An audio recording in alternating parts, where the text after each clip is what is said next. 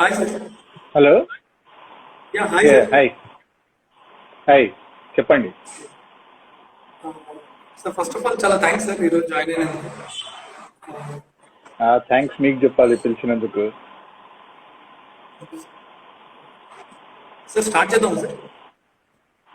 Okay. Sir చాలా మందికి shoulder problems అంటే చాలా రకాల డౌట్స్ ఉంటా ఉంటాయి కదా సార్. అంటే ఎందుకు వచ్చింది అసలు ఈ పెయిన్ ఇలా అని చెప్పేసి. సో ఈ ఏజ్ ప్రకారంగా కొంచెం అసలు మా ఆడియన్స్ కి తర్వాత ఇది యూట్యూబ్ లో కూడా పోస్ట్ అవుతుంది సార్. సో అసలు షోల్డర్ పెయిన్ వచ్చినప్పుడు మనం ఎట్లా తీసుకోవాలి, సో దీని గురించి దయచేసి చెప్పండి. ఈ షోల్డర్ పెయిన్ అన్నది మనకు పైభాగంలో, బాడీలో పైభాగంలో అంటే కాళ్ళు వదిలేసి ఇదైన తర్వాత షోల్డర్ అన్నిటికంటే కామన్ ప్లేస్ పెయిన్స్ రావడానికి.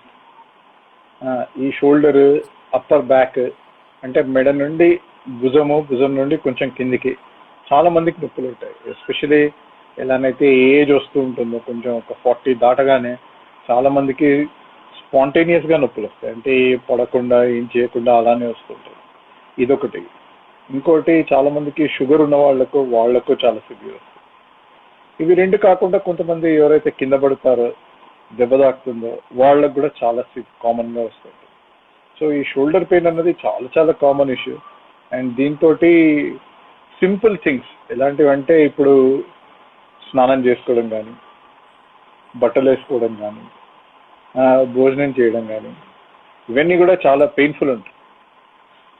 ఓకే సార్, ఇంకోటి డయాబెటిక్ పేషెంట్స్ లో ఈ షోల్డర్ పెయిన్స్ గురించి చెప్పండి. డయాబెటిక్ పేషెంట్స్ లో షోల్డర్ పెయిన్ చాలా కామన్ అండి. ఇది డయాబెటిక్సే కాకుండా డయాబెటిక్స్ ఒకటి, దాని తర్వాత మనకు హార్ట్ ప్రాబ్లం ఉన్నవాళ్ళు, అంటే ఇంతకుముందు బైపాస్ సర్జరీ అయిన వాళ్ళు, థైరాయిడ్ ప్రాబ్లమ్స్ ఉన్నవాళ్ళు, వీళ్ళందరికీ ఫ్రోజన్ షోల్డర్ అనే ఒక కండిషన్ వస్తుంది. ఫ్రోజన్ షోల్డర్ అంటే షోల్డర్ ఫ్రీజ్ అయిపోతుంది, మూమెంట్స్ ఉండవు, చాలా పెయిన్ఫుల్ ఉంటుంది. అది ఈ ఫ్రోజన్ షోల్డర్ నార్మలీ 6 నుండి 8 నెలల వరకు ఉండిపోతుంది. అయితే స్టార్టింగ్ లో బాగా పెయిన్ఫుల్ ఉండి మూమెంట్స్ ఉండవు, దాని తర్వాత పెయిన్ తగ్గుతుంది, మూమెంట్స్ ఉండవు, దాని తర్వాత మెల్లగా మూమెంట్స్ ఫ్రీ అవుతాయి. సార్ ఇంకోటి చాలా మందికి ఉండే భయం ఏంటంటే ఒక షోల్డర్ వస్తే మళ్ళీ ఇంకో షోల్డర్ కూడా వస్తుందేమో అని. సో ఇది ఎంత కామన్ సార్? అంటే వాళ్ళ ట్రీట్మెంట్ ఎలా? అది చాలా చాలా కామన్ అండి. ఒక షోల్డర్ కి రాగానే ఇంకో షోల్డర్ కి రావడం అన్నది చాలా కామన్. కాకపోతే నార్మలీ కొన్ని సంవత్సరాల తర్వాత వస్తుంది, ఇమీడియట్ గా రావడం అన్నది అంత కామన్ కాదు. నార్మల్ గా ఒక షోల్డర్ కి వచ్చిన తర్వాత కొన్ని సంవత్సరాలకి ఇంకో షోల్డర్, కొంతమంది పడిన తర్వాత వస్తుంది ఫ్రోజన్ షోల్డర్. సార్ అది ట్రీట్మెంట్ ఆప్షన్స్ ఎలా? ట్రీట్మెంట్ అన్నది దీనికి ట్రీట్మెంట్ అన్నది 2 విధాలుగా ఉంటుందండి. ఫస్ట్ మనము పెయిన్ ని మేనేజ్ చేయాలి, ఎందుకంటే ఇది చాలా పెయిన్ఫుల్ కండిషన్. అసలు రాత్రిపూట నిద్ర పట్టదు, అసలు రాత్రిపూట పడుకోవడం అన్నది ఒక పెద్ద ప్రాబ్లం అయిపోతుంది దీంతో. సో పెయిన్ మేనేజ్మెంట్ ఒకటి. రెండోది మూమెంట్ రావడం, ఎందుకంటే మొత్తం షోల్డర్ బిగిసుకుపోతుంది. సో ఆ మూమెంట్ రావడానికి ఎక్సర్సైజ్ ఉంటుంది, ఫిజియోథెరపీ చేయాలి. దాని తర్వాత పెయిన్ తగ్గడానికి మనకు ఉన్న మూమెంట్స్ ఉన్న సొల్యూషన్స్ ఏంటంటే, number 1 pain killers, number 2 pain killers అయిన తర్వాత సెకండ్ ఆప్షన్ ఏంటంటే స్టిరాయిడ్ ఇంజెక్షన్. థర్డ్ ఆప్షన్ ఎవరికైతే చాలా పెయిన్ఫుల్ ఉండి షోల్డర్ స్టిఫ్ ఉంటుందో వాళ్లకు సర్జరీ అవసరం పడుతుంది. సార్ కింద ఒక క్వశ్చన్ అడిగారు సార్ మనల్ని, Sachin Gurkendra sir, my daddy has shoulder problem.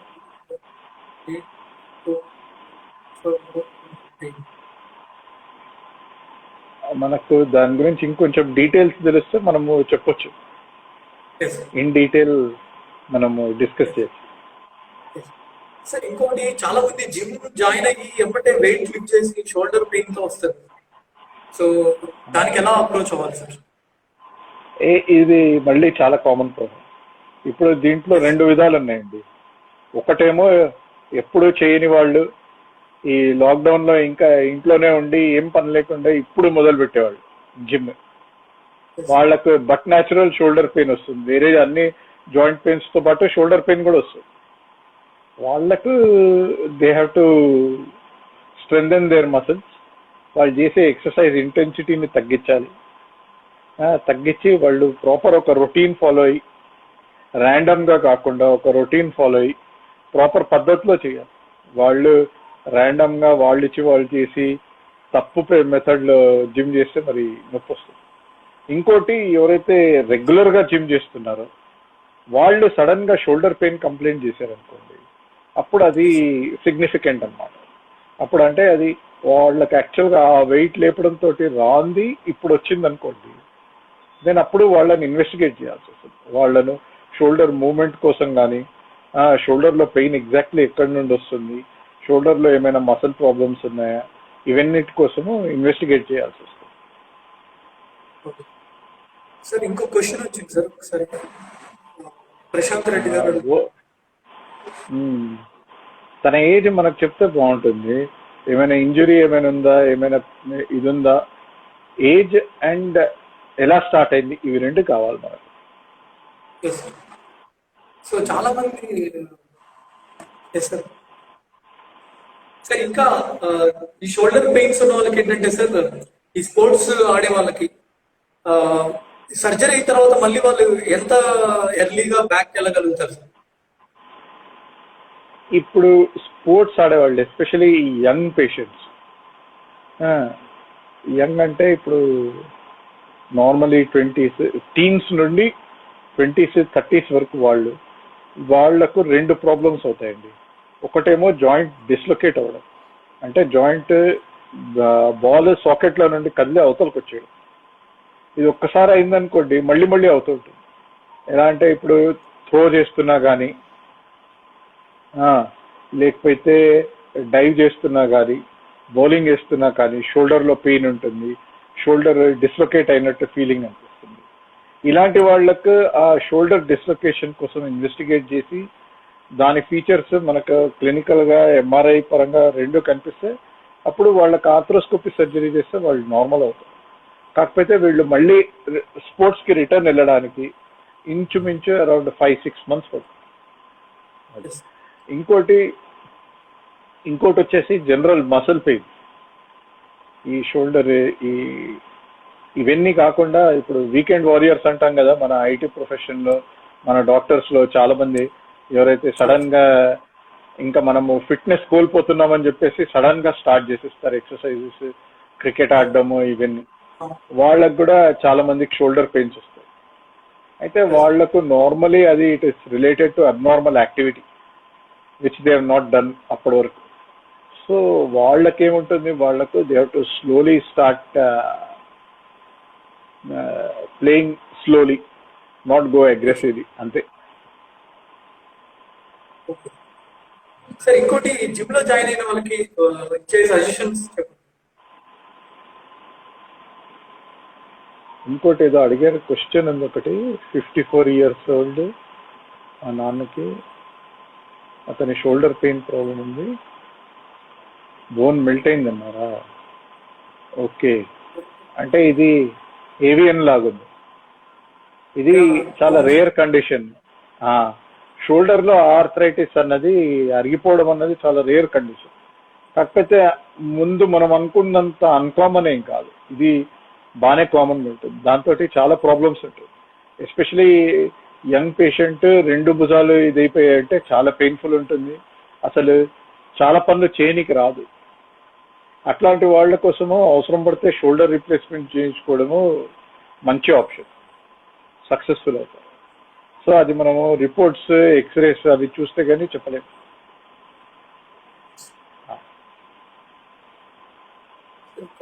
Comment చెప్పారు సార్ పైన,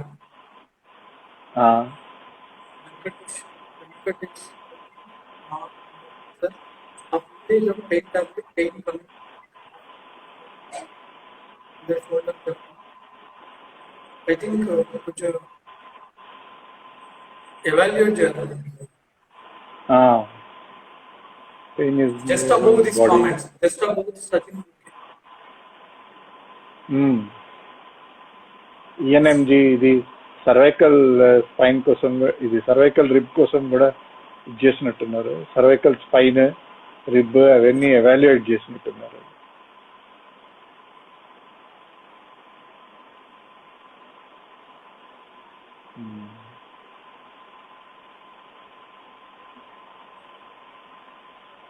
ప్రశాంత్ రెడ్డి గారు కదా. సార్ వెంకటేష్ యాదవ్ మల్లేకుల.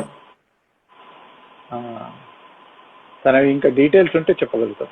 ప్రశాంత్ రెడ్డి గారు కూడా చెప్పారు చూడండి, both upper limbs for both hands especially biceps and triceps area అన్నారు. దాని తర్వాత also done ENMG, MRI, cervical. Age 29, age 29, age 29 కి బోత్ అప్పర్ లిమ్స్ ఇలా పెయిన్స్ ఉన్నాయంటే ఇది ఏదో ప్రాబ్లం ఉండి రావడం అన్నది చాలా రేర్. సర్వైకల్ స్పైన్ లో డిస్క్ ప్రొలాప్స్ ఉండే ఛాన్స్ ఉంటుంది, కానీ మోస్ట్ కామన్ ఏంటంటే వీక్నెస్ తోటి వస్తుంది. వీక్ ఉండడంతో ఇది వస్తుంది. ఇదర్ అబ్నార్మల్ వర్క్ స్టార్ట్ చేయడము, కాకపోతే వీక్ ఉండడంతో వస్తుంది.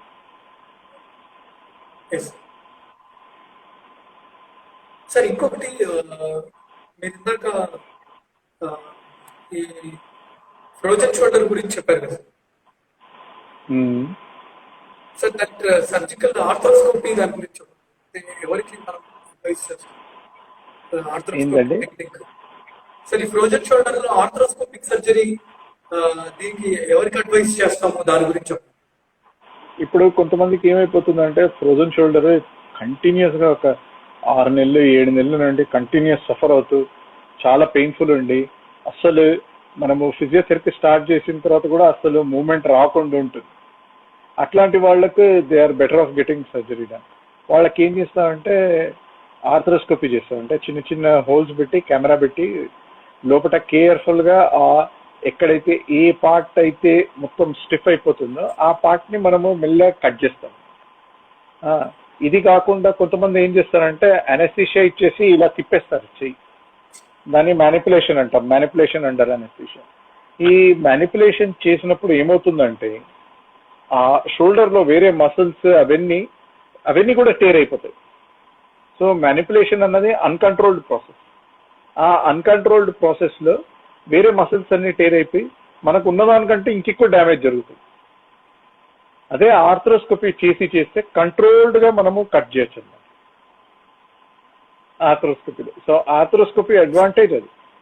ఆర్థ్రోస్కోపీ చేసిన తర్వాత కూడా బాగా పెయిన్ కిల్లర్స్ ఇచ్చి అనాల్జెసిక్స్ ఇచ్చి దాని తర్వాత మళ్ళీ షోల్డర్ ఎక్సర్సైజ్ చేస్తేనే సక్సెస్ఫుల్ అవుతుంది. సార్ ఇంకొకటి సార్, ఈ రొటేటర్ కఫ్ టేర్స్ గురించి కూడా కొంచెం చెప్పండి. ఎందుకంటే చూసే వాళ్ళలో ఫిజియో కూడా ఉన్నారు, కొంచెం వాళ్ళకు కూడా అర్థమవుతుంది. రొటేటర్ కఫ్ మసిల్స్ అన్నవి మన షోల్డర్ చుట్టూ మూమెంట్ కంట్రోల్ చేయడానికి ఉన్న మసిల్స్. బేసికలీ ఇవి 4 మసిల్స్. ఈ 4ట్లో సూప్రాస్పైనేటస్ అన్నది చాలా కామన్ గా టేర్ అవుతుంది. కొంతమందికి దాంతో పాటు ఇన్ఫ్రాస్పైనేటస్, దాంతో పాటు సబ్స్కాపులారిస్ టేర్స్ కూడా ఉంటాయి. అయితే ఈ టేర్స్ చాలా మందికి ఏమవుతుందంటే వయసు వస్తున్న కొద్ది, అంటే ఇప్పుడు మనం 70 ఏళ్ల వాళ్ళను స్కాన్ చేసి చూసామనుకోండి, వాళ్ళకి ఏ ప్రాబ్లం లేకున్నా కానీ షోల్డర్ లో టేర్స్ కనిపిస్తుంటాయి. సో ఇది టేర్ కనిపించిన ప్రతి ఒక్కళ్లకు ఇది అవసరం లేదు, టేర్ అవసరం, రిపేర్ అవసరం. కొంతమందికి ఏమవుతుందంటే కింద పడతారు, కింద పడ్డ తర్వాత చెయ్యి పైకి ఎత్తారు, పెయిన్ ఉండదు, పెయిన్ అంత ఎక్కువ ఉండదు.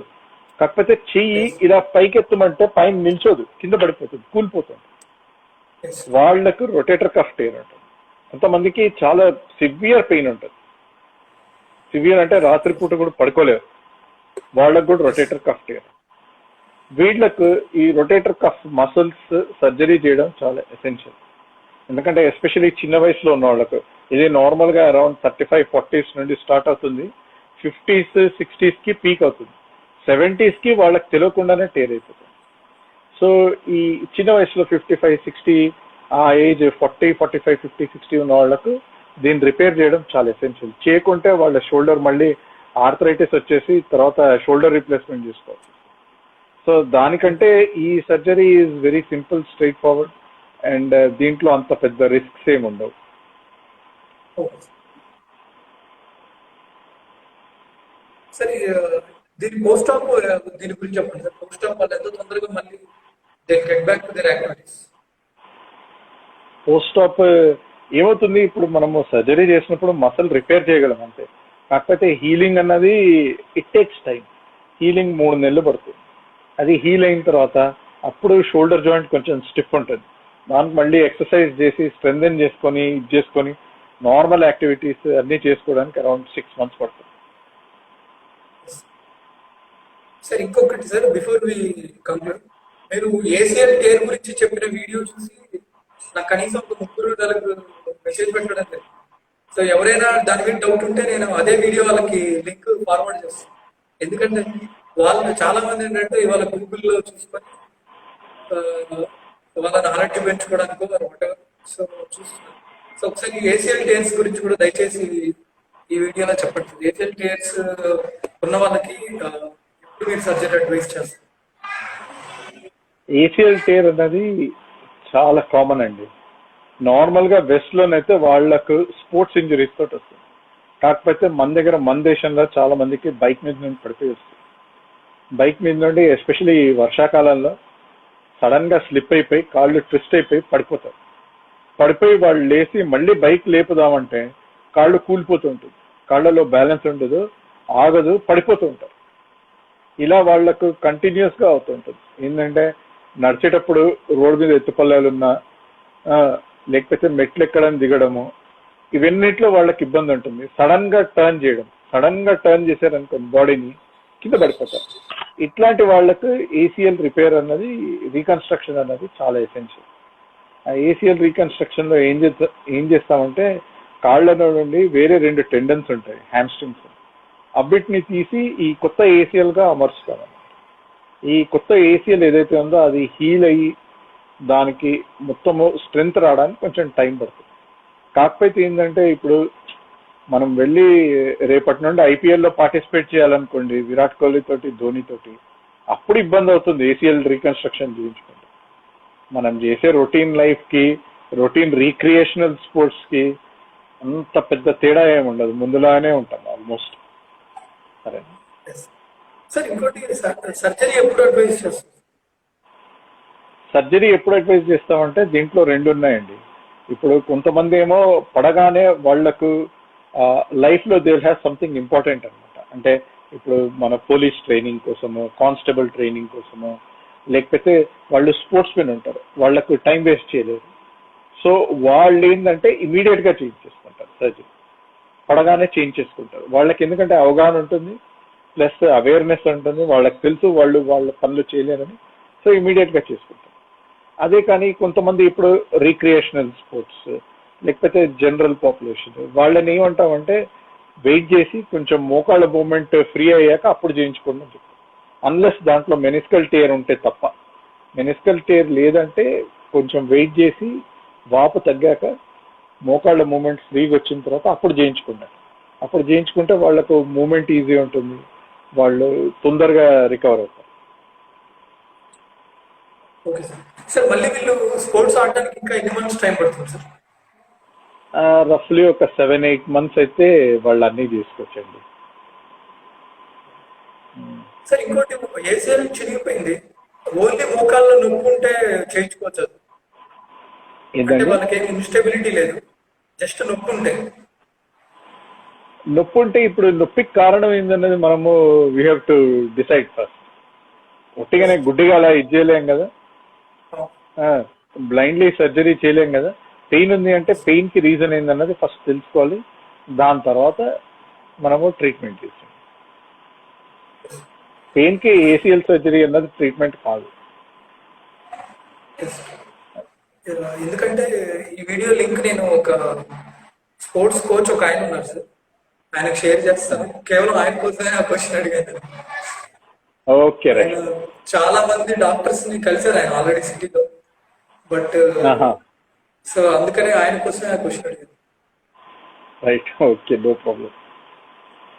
సార్ వన్స్ అగైన్ చాలా చాలా థ్యాంక్స్ సార్ జాయిన్ అయినందుకు. ఓకే, నెక్స్ట్ టైం మీరు టైం ఇస్తే మళ్ళీ ఇంగ్లీష్ చేద్దాం సార్, English audience. Definitely. Thank you, thanks అలా. వన్స్ అగైన్ చాలా చాలా థ్యాంక్స్ సార్. ఆడియన్స్ కి, ప్రశాంత్ గారికి, సచిన్ గారికి యాక్టివ్ గా క్వశ్చన్స్ అడిగినందుకు అందరికి once again thanks. Okay, thank you, thanks అలా. Thank you. Bye. Bye sir.